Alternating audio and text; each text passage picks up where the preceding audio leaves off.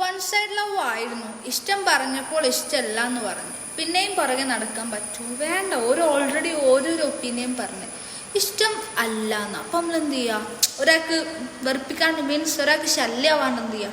നമ്മൾ തന്നെ മാറി കൊടുക്കുക. ബിക്കോസ് ഇപ്പം നമ്മളെടുത്ത് വന്നിട്ട് വേറൊരാൾ വന്നിട്ട് നിങ്ങളെടുത്ത് വന്ന് വേറൊരാൾ എനിക്ക് ഇഷ്ടം പറഞ്ഞ വയറ്റിൽ നടന്ന് നിങ്ങൾക്ക് പറ്റില്ല.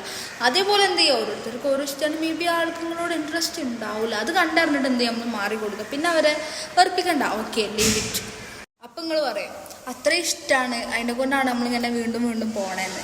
മേ ബി അത് ശരിയാവാം. ബട്ട് ആ ഇഷ്ടം ഒരു മനസ്സിലാക്കാണ്ട് പോയത് ഓരോ തെറ്റ്. നമുക്കൊരിക്കലും എസ്പെഷ്യലി ലവിനെ വരെ നമ്മൾ ഒരിക്കലും അടിച്ചേൽപ്പിക്കേണ്ടതല്ല. അവനവന് തോന്നുകയാണെങ്കിൽ മാത്രം അവനെ ആക്സെപ്റ്റ് ചെയ്യുക. മറ്റേത് നമ്മൾ ഫോഴ്സ് ചെയ്ത് യെസ് പറയിപ്പിക്കുന്നതും അത് കണ്ടറിഞ്ഞ് തരുന്നതും തമ്മിൽ ഒരുപാട് ഡിഫറൻസ് ഉണ്ട്. ഇഷ്ടമില്ല എന്നുണ്ടെങ്കിൽ മാറിക്കൊടുക്കുക. That's all. ഓർക്കത് നമ്മളില്ലാണ്ട് ഹാപ്പി എന്നുണ്ടെങ്കിൽ ഒരു ഹാപ്പിയായി ജീവിക്കട്ടെ. ഈ പ്രേമം ഒരിക്കലും ഇറന്നു വാങ്ങേണ്ടതല്ല, കണ്ടറിഞ്ഞ് തരേണ്ടതാണ്. സോ നിങ്ങൾക്ക് നിങ്ങളെ വെയിറ്റ് ചെയ്യുന്ന ഒരാളുണ്ടാവും. സോ നിങ്ങൾക്ക് ആളെ കിട്ടും. അപ്പം നിങ്ങൾ ആലോചിക്കുന്നുണ്ടാവും എന്തുകൊണ്ടാണ് എന്നെ ഇഷ്ടപ്പെടാത്ത. അങ്ങനെ ആലോചിച്ച് നിങ്ങൾ സങ്കടപ്പെടുന്നുണ്ടാവും. ഇഷ്ടമാണ്, നമുക്ക് പറയാൻ പറ്റില്ല. സോ നമ്മൾ എന്ത് ചെയ്യുക? അത് നെവർ മൈൻഡ് ആക്കിയിട്ട് എടുത്തിട്ട് എന്ത് ചെയ്യുക?